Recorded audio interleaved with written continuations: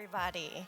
So in the next few minutes, we'll talk about a few things. One, the evolution of technologies and the survival of the fittest, and what's next. So let's dive right in so we don't have too much time.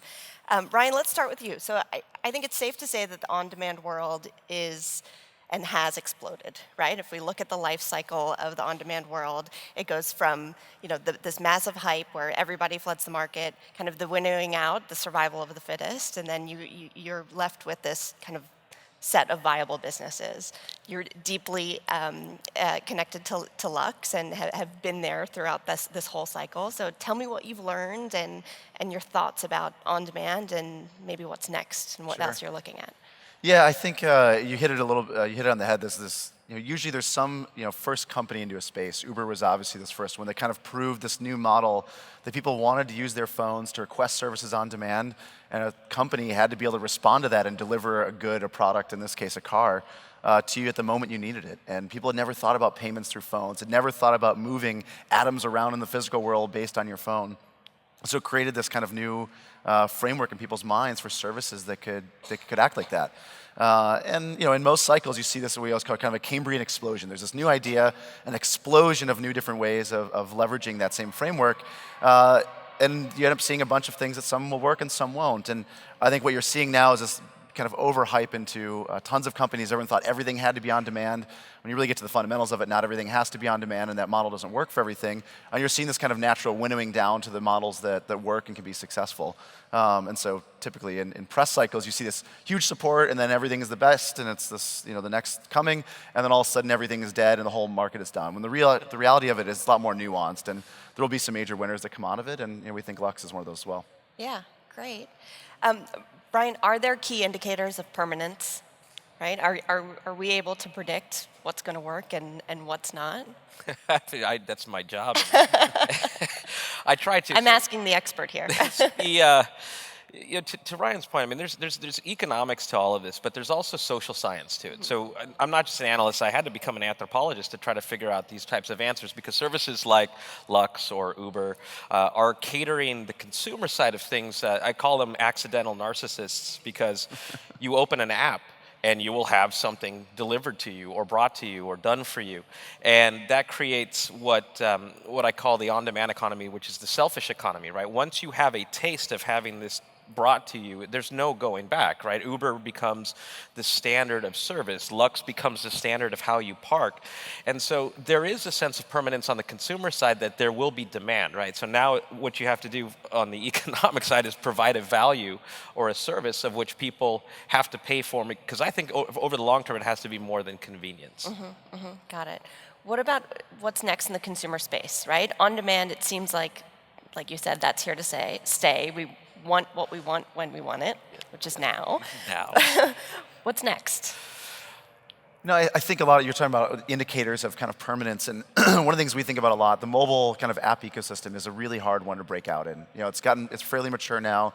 iPhone came out 2007, 8, right? And now we've had kind of 9 years of that ecosystem to mature, and it's gotten to the point, it's like if you look at the top 20 apps, it essentially stays the top 20 apps, except for a few things that fly in and out, and those are mostly owned by 3 or 4 companies. The Kardashians. And the Kardashians will come in and out as they need to. But I think it's really hard to try and become a new app that has some permanence within someone's life, and the things we try and look for are like, what's the frequency at which you can exist in someone's life? And on-demand is part of this, because you transport yourself, if you're Uber or you're Lux, you transport yourself multiple times a day, and therefore you have this ability to build a habit over time, which then means if you can build that habit, you have a chance to become one of the kind of icons on someone's home screen. Food is another category we think a lot about, something that everyone does 2-3 times a day, and those are categories that are enormous spending categories and an opportunity to build a lot of habits. So we look for companies that are in that space where it's a huge market, there's economics there that work, and users have this kind of habitual nature to them of how they would use the service that then drives kind of long-term kind of permanence. Got it. Great.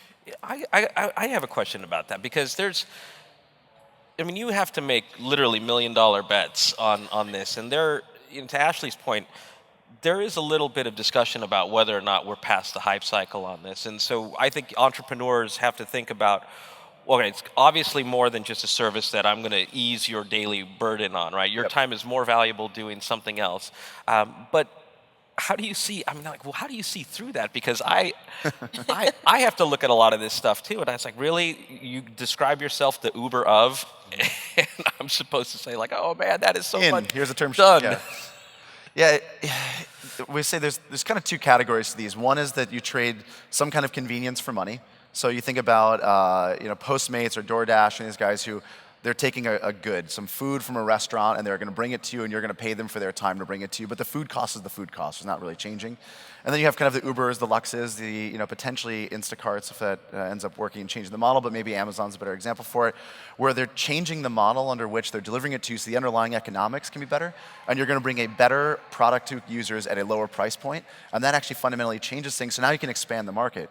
Why would you use a taxi today when you have UberX, which is going to be a higher quality product? You know when they're showing up, that's going to be paid for as you get out of the car, and it's at the same price or lower than a taxi almost every single time. And so it makes that decision really, really easy. So when we look at companies, we try to find those ones that we think will grow the market, we think have an opportunity to have a lot of habit, and are going to bring a differentiated model that we think can kind of change the underlying way that those services are delivered. Yeah, interesting. And are you thinking about, companies that are offering consumer experiences versus products? Is that, you talk about a lot about the, Generation C, right? The connected consumer and all of that. Is it about the experience now and the product is a byproduct of that, or?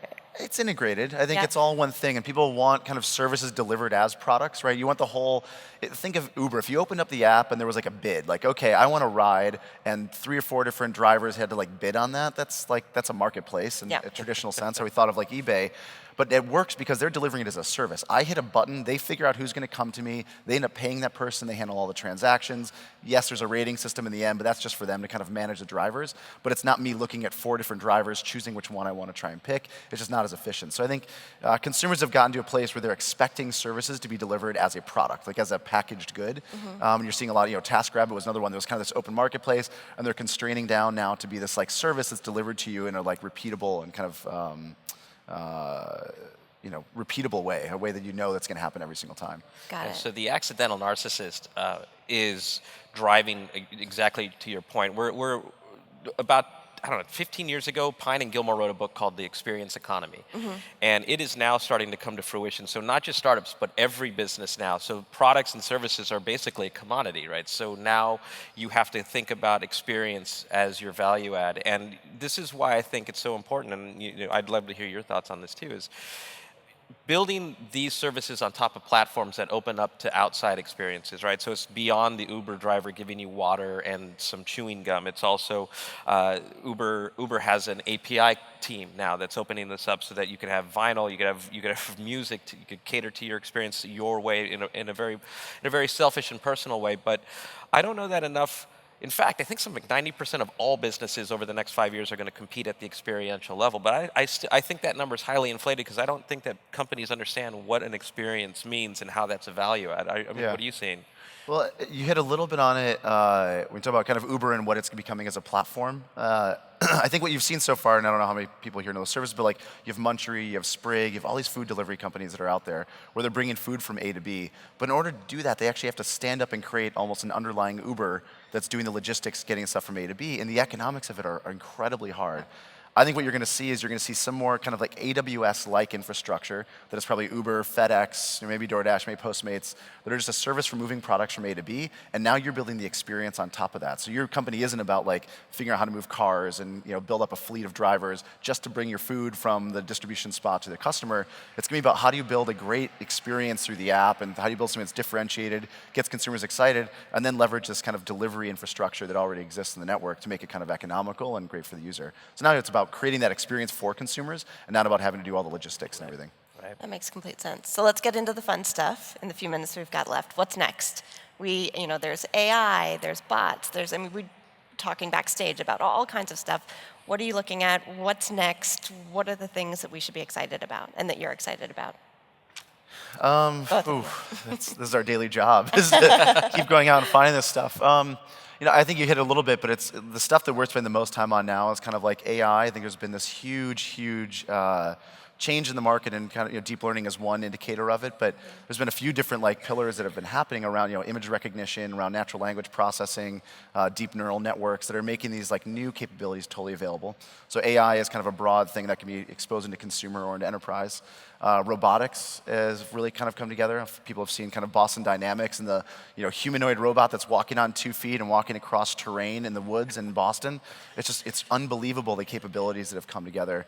And then bots obviously are a big area that I think have gotten a lot of kind of hype lately. It makes me think a little bit about on-demand, where I think you're going to see this huge hype explosion. Tons of people are going to go try and create bots. Bots probably don't make sense for most use cases. And we'll see a few of them that emerge over the next years that start to matter. But I think you're going to see a major hype and then a major kind of recoil.